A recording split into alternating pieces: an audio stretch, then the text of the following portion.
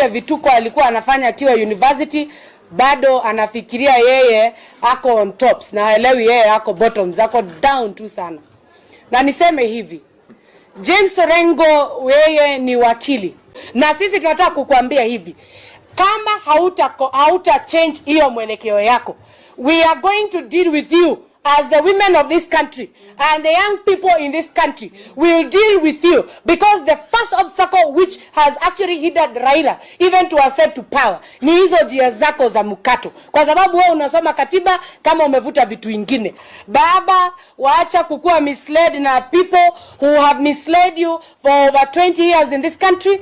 Orengo has stood with you. Alifukuza Jakoyo Midiwo kwa ODM kwa sababu ya finyo, na aliona Jakoyo ni mtu alikuwa anamwelekeo.